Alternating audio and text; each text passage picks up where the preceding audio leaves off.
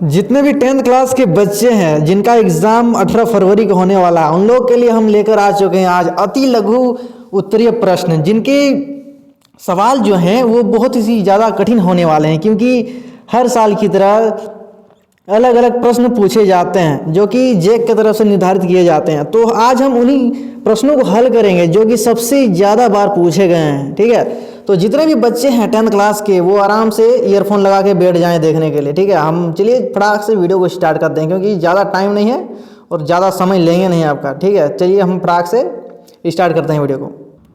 सबसे पहला क्वेश्चन जो है कि उद्धव के व्यवहार की तुलना किससे की गई है। ठीक है, आप लोग स्क्रीन में देख रहे होंगे उद्धव के व्यवहार की तुलना किससे की गई है। ठीक है, तो आंसर इसका देखिए बच्चों, सबसे पहले उद्धव के व्यवहार की तुलना भौरे से की गई है।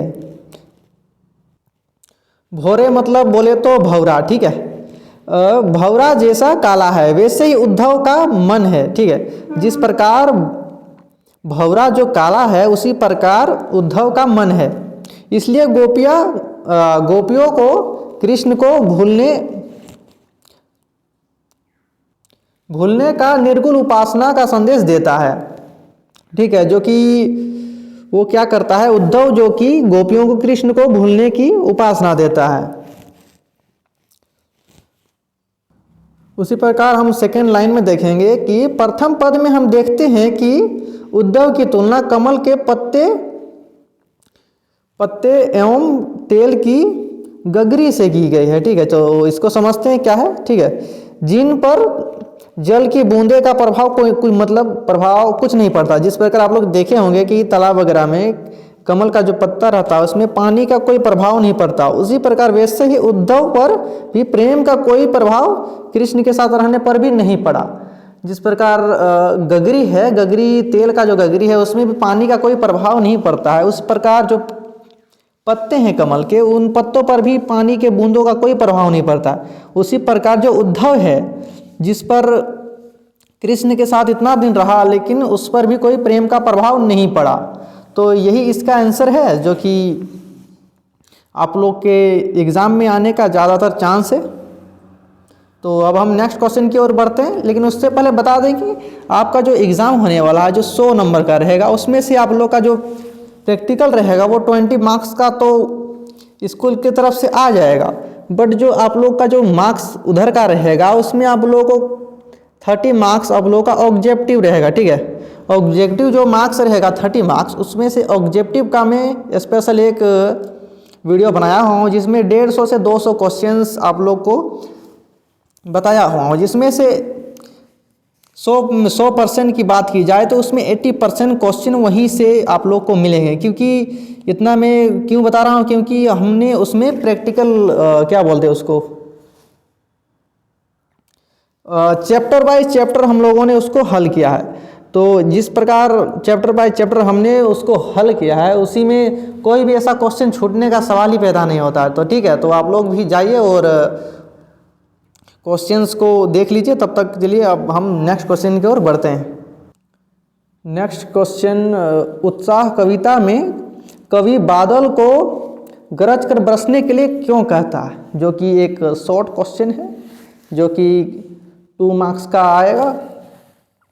कवि धरती पर, ठीक है, कवि धरती पर बड़ा बदलाव चाहता है। जो कवि है वो उत्साह कविता में गरजने के लिए क्यों कहता है, तो क्योंकि वो इसलिए कहता है ताकि धरती पर कवि बड़ा बदलाव चाहता है। इसके अलावा व्यक्ति अथवा अन्य जीवों में उत्साह, यानी कि देखिए बारिश हो नहीं रही है, तो अगर बारिश होगी तो क्या होगा, जो व्यक्ति हैं अथवा जीव जंतु हैं उन सब में उत्साह रहेगा और उमंग और जोश भी भरना चाहता है, इसलिए कवि बादल को गरज कर बरसने के लिए कहता है। ठीक है, इसका यही आंसर है। आराम से 1-2 लाइन का है, आराम से आप लोग का याद हो जाएगा, जो कि छूटेगा नहीं, और ये इम्पोर्टेंट क्वेश्चन है जो कि अक्सर पूछे जाते हैं। नेक्स्ट क्वेश्चन आप लोगों के स्क्रीन में ये रहा, आप लोग देख सकते हैं। बच्चे की दंतुरित मुस्कान का कवि के मन पर क्या प्रभाव पड़ता है। ठीक है, जो चैप्टर हैं बच्चे की दंतुरित मुस्कान, जिसमें कवि के मन पर क्या प्रभाव पड़ता है वही आप लोग को बताना है। बच्चे की दंतुरित मुस्कान का कवि के मन पर सकारात्मक प्रभाव पड़ता है। ठीक है, उसे जीवन के प्रति नई आशा जगने लगी, ठीक है, या फिर जगने लगती है, और उसे जीवन की संजीवनी बूटी मिल जाती है और उसे जिजीविषा से भर जाता है। मतलब इसका मतलब ये है कि जिसका मतलब सुखमय होता है, और इसको ऐसे लिखेंगे कि सुखमय जीवन से भर जाते हैं, ठीक है। तो यही इसके मन में प्रभाव पड़ता है। क्या प्रभाव पड़ता है कि वो जो है जीवन जीने के लिए संजीवनी बूटी मिल जाती है और सुखमय जीवन भर जाता है, उसका मतलब सुखमय जीवन हो जाता है उसका। ये इसका आंसर हो जाएगा। आप लोग स्क्रीनशॉट लेके आप लोग इसको याद कर लीजिएगा। 2 लाइन का क्वेश्चन का आंसर है। 35 नंबर का क्वेश्चन देखिए, नेताजी की मूर्ति का निर्माण किसने कराया था? और वीडियो में आगे मैं आप लोग को बता दूं कि इसका PDF आप लोग को डिस्क्रिप्शन बॉक्स में मिल जाएगा, जिसके लिए आप लोग वीडियो को लाइक कर दीजिएगा। नए होंगे तो चैनल को सब्सक्राइब करके जुड़ जाइए हमारे साथ। हम ऐसे ही वीडियोस लाते रहते हैं, और कौन सा सब्जेक्ट का चाहिए आप लोग हमको कमेंट में बता दीजिएगा, ठीक है। नेताजी की मूर्ति का निर्माण किसने कराया था? यह प्रतिभा कस्बे के ही हाई स्कूल के एक ड्राइंग मास्टर मोतीलाल जी के द्वारा बनाए गए थे, ठीक है। जो मास्टर मोतीलाल जी थे, जो कि ड्राइंग मास्टर थे, कहाँ के थे? कस्बे के हाई स्कूल, ठीक है, कस्बे के हाई स्कूल में एक ड्राइंग टीचर थे जिन्होंने बनाया था।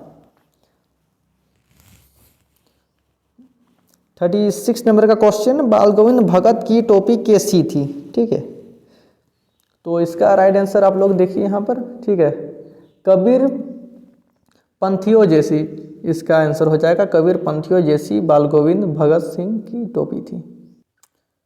नेक्स्ट क्वेश्चन, लखनवी अंदाज से, लखनवी अंदाज पाठ के लेखक ने 2nd क्लास का टिकट क्यों खरीदा था?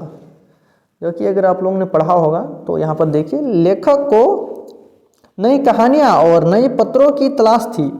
उन्हें लगता था कि ट्रेन में सफ़र करने के क्रम में खिड़कियों से, ठीक है, जो सफ़र करेंगे तो उसमें सफ़र करने के क्रम में खिड़कियों से प्राकृतिक, जो बाहर का नज़ारा है, प्राकृतिक नज़ारा देखने के क्रम में नई कहानियाँ, नए पत्र मिल जाएंगे, इसलिए उन्होंने 2nd क्लास का टिकट खरीदा। जो कि शॉर्ट भाषा में समझे तो उन्होंने 2nd क्लास का टिकट इसलिए खरीदा था ताकि वो खिड़की में बैठेंगे 2nd क्लास की बोगी में, और वहाँ से वो बाहर जो है खिड़की से प्राकृतिक का नज़ारा देखेंगे और उनको लिखने के लिए कुछ नया मिल जाएगा, इसीलिए वो 2nd क्लास का टिकट खरीदते हैं, ठीक है। ये वाला हो जाएगा इसका राइट आंसर। 38 नंबर का क्वेश्चन देखिए, परिमल क्या है? ये जो क्वेश्चन है परिमल क्या है, अगर साफ भाषा में समझे तो ये एक प्रकार की मीटिंग की तरह होती थी, ठीक है। जिसका आंसर आप लोग देखिए, आप लोग को समझ में आ जाएगा जब आंसर पढ़िएगा। 10 दिसंबर 1944 को प्रयाग विश्वविद्यालय के साहित्यिक अभिरुचि रखने वाले कुछ, ठीक है, जो साहित्य वगैरह में जिनका रुचि रहता था, ठीक है, रखने वाले कुछ उत्साही युवक मित्रों एवं परिमल की स्थापना की गई। मतलब वो लोग एक प्रकार से समझे हैं कि जिनका रुचि था साहित्य अभिरुचि, तो वो लोग एक परिमल की स्थापना करते हैं। परिमल द्वारा अखिल भारतीय स्तर की गोष्ठियाँ आयोजित की जाती हैं जिसमें कहानी, कविता, उपन्यास, नाटक आदि, ठीक है, जो जितने भी ये कहानी उपन्यास वगैरह थे आदि पर खुलकर आलोचना एवं उन्मुक्त बहस की जाती थी, ठीक है। तो इसी को परिमल कहते थे। तो परिमल मैंने आप लोग को बताया। अब देखते हैं नेक्स्ट क्वेश्चन क्या है, जो कि ज़्यादा इम्पोर्टेंट है आने के लिए इस बार, जो कि 18 तारीख को आप लोग का एग्ज़ाम होने वाला है। नेक्स्ट क्वेश्चन ये भी इम्पोर्टेंट है, मर्यादा न लही के माध्यम से कौन सी मर्यादा रहने की बात की जा रही है, ठीक है। तो आंसर देखिए, प्रेम की बात कहें तो इसकी सबसे बड़ी मर्यादा है जो इसमें है, और प्रेम और प्रेमिका दोनों प्रेम निभाएं, एक दूसरे की भावना को समझे और सम्मान करें। किंतु कृष्ण ने गोपियों से प्रेम निभाने के स्थान पर उसके लिए ककड़ी के समान योग साधना का संदेश उद्धव के माध्यम से भेज दिया, जो कि गोपियों की नज़र में एक प्रकार से छल था। इसी छल को गोपियों ने समझा कि कृष्ण ने हमारे प्रेम की मर्यादा नहीं रखी। मर्यादा न रही के माध्यम से यही मर्यादा मतलब कहने की बात की जा रही है, जो कि चैप्टर आप लोग पढ़े होंगे, नहीं पढ़े होंगे तो आप लोग इसका PDF में आप लोग को दे ही दूंगा, जितने भी इम्पोर्टेंट क्वेश्चन हैं। नेक्स्ट क्वेश्चन की ओर बढ़ते हैं। नेक्स्ट क्वेश्चन, आपके विचार से माँ ने ऐसा क्यों कहा कि ककड़ी होना लकड़ी, ठीक है, सॉरी यहाँ पर देखिए क्वेश्चन को, कि उसने कहा कि लड़की होना पर लड़की जैसी मत दिखना, मतलब दिखाई देना। तो माँ ने ऐसा क्यों कहा, जो कि ये हमारा विचार है, हम इसमें कुछ भी दे सकते हैं आंसर, ठीक है। देखिए क्वेश्चन को, लड़की होने पर लड़की जैसी मत दिखाई देना। माँ ने ऐसा इसलिए कहा क्योंकि वह लड़कियों पर हो रहे अत्याचार एवं शोषण से बचना चाहती थी। लड़की अपनी नारी सुलभ गुणों, सरलता, निश्चलता, विनम्रता आदि गुणों को बनाए रखे, परंतु वह अपनी इतनी कमज़ोर भी ना हो कि लड़की समझकर ससुराल के लोग उसका शोषण करने लगे। शोषण मतलब उसके ऊपर अत्याचार वगैरह। तो लड़की भावी जीवन को कठिनाइयों का साहसपूर्वक मुकाबला कर सके, इसलिए माँ ने ऐसा कहा था कि तुम लड़की हो बट लड़की जैसी दिखना मत। इसी का ऊपर ये क्वेश्चन है। 40 नंबर के क्वेश्चन में, संगीतकार के माध्यम से कवि किस प्रकार के व्यक्तियों की ओर संकेत करना चाह रहा है। संगीतकार के माध्यम से, ठीक है। तो संगीतकार के माध्यम से कवि, संगीतकार, देखिए यहाँ पर क्वेश्चन जो है इसका आंसर आप लोग देखिए। संगीतकार के माध्यम से कवि कला अथवा किसी भी क्षेत्र में सहायक की भूमिका निभाने वाले व्यक्तियों की ओर संकेत करना चाह रहा है। मतलब किसी भी जो क्षेत्र है, क्षेत्र में सहायक की भूमिका निभाने वाले व्यक्तियों की ओर संकेत कर रहा है। कवि का मानना है कि संगीतकार जैसे सहायक लोग किसी भी क्षेत्र में प्रमुख व्यक्तियों के महत्व को बढ़ाने के लिए अपना जीवन समर्पित करते हैं, लेकिन उन्हें इतना महत्व नहीं मिलता जितना मुख्य भूमिका में रहने वाले लोगों को मिलता है। देखिए जो संगीतकार होते हैं, जो मुख्य भूमिका निभाते हैं स्टेज में, उन लोग के पीछे जो होते हैं उन लोग का बहुत मेहनत रहता है, बट उन लोग को उनका वैल्यू नहीं मिल पाता है। तो उसी के ऊपर ये वाला आर्टिकल है जो कि आंसर है। आप लोग इसको एक बार याद कर लीजिएगा, ठीक है। और जैसा मैंने अभी आप लोग को बताया ही, तो थोड़ा मोड़ा समझ ही गए होंगे आप लोग। नेक्स्ट क्वेश्चन आप लोग देख लीजिए यहाँ पर, सेनानी ना होते हुए भी चश्मे वाले को लोग कैप्टन क्यों कहते थे, जो कि बेहद ही ज़्यादा VVI क्वेश्चन है मेरे नज़र से। तो क्वेश्चन देखिए, सेनानी ना होते हुए भी चश्मे वाले को लोग कैप्टन क्यों कहते थे। चश्मे वाला एक साधारण बहुत बूढ़ा मरियल सा लंगड़ा व्यक्ति था, जिसमें देशभक्ति की भावना कूट कूट कर भरी हुई थी। फर्स्ट लाइन आप लोग का ये हो जाएगा कि वो एक साधारण व्यक्ति था और उसके अंदर देश भावना की, मतलब देश की प्रति भावना कूट कूट कर भरी हुई थी। वह गांधी टोपी पहनता था, मतलब वो टोपी जो पहनता था वो गांधी जैसा पहनता था, उस टाइप का टोपी पहनता था। काले रंग का चश्मा लगाता था। उसे नेताजी की जो बिना चश्मे वाली मूर्ति थी उसे अच्छी नहीं लगती थी, इसलिए नेताजी की मूर्ति पर वो प्रतिदिन चश्मा लगाता था, क्योंकि उसको पसंद नहीं था कि बिना चश्मे वाली मूर्ति रहे। तो नेताजी की बिना चश्मे वाली मूर्ति अच्छी नहीं लगती थी, इसीलिए इसी श्रद्धा को देखकर लोग उसे कैप्टन कहते थे। मतलब जाहिर सा बात है कि एक बूढ़ा व्यक्ति था जिसके अंदर देशभक्ति भावना भरी हुई थी और वो गांधी की जैसे टोपी पहनता था, और उसे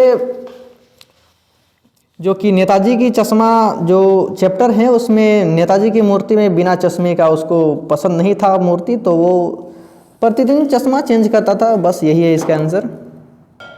नेक्स्ट क्वेश्चन, भगत की, जो कि इम्पोर्टेंट क्वेश्चन है, ध्यान दीजिएगा। भगत की पुत्र वधू भगत की पुत्र वधू उन्हें अकेला क्यों नहीं छोड़ना चाहती थी? भगत की पुत्र वधू यह जानती थी कि उनके इकलौते बेटे की मृत्यु के बाद उसके ससुर अकेले रह जाएंगे। संसार की वस्तुओं से उनका कोई सरोकार रहा भी नहीं था, जो कि बाहर की दौर दुनिया से उनका कोई संबंध वैसा था नहीं। अब उस उम्र में वो अपना खाने पीने का जो कि ख्याल नहीं रख पाते थे। बीमार पड़ने पर उनकी सेवा कौन करेगा? यह सब सोचकर वह बाल गोविंद भगत के साथ ही रहना चाहती थी, उन्हें अकेला नहीं छोड़ना चाहती थी, जो कि यही है इसका आंसर। आप लोग एक नज़र देखिएगा तो आप लोग को याद हो जाएगा, क्योंकि वो अक्सर बुजुर्ग व्यक्ति थे, तो बुजुर्ग व्यक्ति को अकेला नहीं छोड़ सकते हैं। तो उसी के ऊपर आप लोग लिख दीजिएगा। अगर ये नहीं भी आता होगा तो आप लोग अपने नज़रिए से लिख दीजिएगा कि एक बूढ़ा व्यक्ति है जिसकी पुतहु जो है उसको अकेला नहीं छोड़ना चाहती थी, क्योंकि उसके हस्बैंड की मृत्यु हो चुकी थी। इसी के ऊपर आप लोग भी अपने ख्याल से लिख दीजिएगा तो आप लोग का आंसर बन जाएगा। नेक्स्ट क्वेश्चन जो कि बिस्मिल्लाह खान, ठीक है, बिस्मिल्लाह खान को काशी का नायाब हीरा क्यों कहा जाता था? बहुत बार क्वेश्चन ये वाला भी पूछा जाता है, जो कि बिस्मिल्लाह जो चैप्टर है वहाँ से एक क्वेश्चन तो ऐसा रहता ही है, ठीक है। क्या बोलते हैं उसको, शहनाई के बेताज बादशाह बिस्मिल्लाह खान। काशी विभिन्न संस्कृति एवं धर्मावलंबियों का स्थान है। यहाँ पर विभिन्न धर्म एवं समाज के लोग रहते हैं। बिस्मिल्लाह खान ने अपनी शहनाई के मधुर एवं धुन के माध्यम से विभिन्न संस्कृति एवं धर्म के लोगों को जोड़ने का काम किया है, इसलिए उन्हें काशी का नायाब हीरा कहते थे। क्योंकि देखिए शॉर्ट में समझे तो विभिन्न जितने भी संस्कृतियाँ वगैरह थी तो उनमें से मतलब लोगों को जोड़ने का काम करते थे अपने शहनाई के धुन पर, इसीलिए उनको नायाब हीरा कहा जाता था, जो कि कहाँ गए, काशी की। नेक्स्ट क्वेश्चन जॉर्ज के ऊपर, जो कि नेक्स्ट क्वेश्चन है, जॉर्ज पंचम की नाक क्यों काटी गई थी? जॉर्ज पंचम, जो कि यहाँ देखिए, जॉर्ज पंचम ब्रिटिश सरकार का प्रतिनिधि था, ठीक है, प्रतिनिधि था जो भारत के शासन का प्रमुख था। उन्होंने भारतीयों पर जुल्म और शोषण किए। ये शोषण और जुल्म के प्रतीक थे, मतलब एक प्रकार से आप लोग इनको छोटा हिटलर भी बोल सकते हो। ऐसे स्थिति में जॉर्ज पंचम की मूर्ति लगाना देश प्रेमी भारतीयों को अच्छा नहीं लगा, इसलिए उन्होंने जॉर्ज पंचम की लगाई गई मूर्ति की नाक काट दी। देखिए जो जॉर्ज पंचम थे वो जुल्म और शोषण किया करते थे, जो कि वो जुल्म के प्रतीक थे, शोषक के प्रतीक थे, इसीलिए लोगों को ये पसंद नहीं था कि उनकी मूर्ति लगे। तो उन्होंने क्या किया, मूर्ति तो लगाया बट मूर्ति की नाक काट दी। इसका राइट आंसर हो जाएगा, इसीलिए उसकी नाक कटी हुई थी। और 46 नंबर का क्वेश्चन देखिए, गंगटोक को मेहनतकश बादशाहों का शहर क्यों कहा जाता था? क्योंकि इसका राइट आंसर चलिए देख लेते हैं। मेहनतकश का अर्थ है कड़ी मेहनत करने वाले, ठीक है, जितने भी कड़ी मेहनत करने वाले थे, जो कि वहीं पर रहते थे। गंगटोक एवं पर्वतीय स्थल है, पर्वतीय क्षेत्र होने के कारण यहाँ स्थितियाँ बड़ी कठिन हैं। अपनी ज़रूरतें पूरी करने के लिए लोग को कड़ी मेहनत करनी पड़ती है। यहाँ के लोग मेहनत से घबराते नहीं हैं और भरपूर परिश्रम करते हैं। इनकी मेहनत और गंगटोक को सुरमई बना दिया है, इसलिए गंगटोक और मेहनतकश बादशाहों का मतलब शहर कहा गया है। वहाँ पर लोग क्या था, जो कि पर्वतीय क्षेत्र था। सिंपल में अगर आप लोग समझिएगा तो वहाँ पर पर्वतीय क्षेत्र था, जिसके वजह से वहाँ पे बड़ी बड़ी कठिनाइयाँ होती थी। जिस प्रकार आप लोग गांव में देखते होंगे कि पर्वतीय क्षेत्र में कितना कठिन होता है जीवन यापन करना, तो वही था, जो कि वहाँ के लोग मेहनती थे, घबराते नहीं थे। शहर के लोग देखते होंगे बहुत आसानी से खा कर मोटे हो जाते हैं, तो यहाँ के लोग काम धंधा करते रहते थे, जिनके लिए मेहनत करना कोई बड़ी बात नहीं थी। इस प्रकार से आप लोग को लिख देना है। तो यही थे आपके क्वेश्चंस जो कि इम्पोर्टेंट थे, और इसका नेक्स्ट पार्ट भी आ चुका है। जब तक आप लोग ये वीडियो देख रहे होंगे तब तक नेक्स्ट पार्ट का वीडियो अपलोड हो चुका होगा और इसका PDF आप लोग को डिस्क्रिप्शन बॉक्स में मिलेगा, जिसके लिए आप लोग का सिंपल सा फंडा करना है, वीडियो को लाइक करके चैनल को सब्सक्राइब करके हमारे साथ जुड़ जाइए। इसके बाद जो हम लोग का चैप्टर रहेगा वो आप लोग के व्याकरण और गद्यांश और जो लेटर रहते हैं उनके विषय में रहेगा, ठीक है। तो आप लोग कमेंट कीजिए, वो सारे टॉपिक्स आप लोग को प्रोवाइड करा दिए जाएंगे। हम आपको मिलते हैं इसी प्रकार के नए वीडियो में। वीडियो ऑलरेडी 20 मिनट का हो चुका है।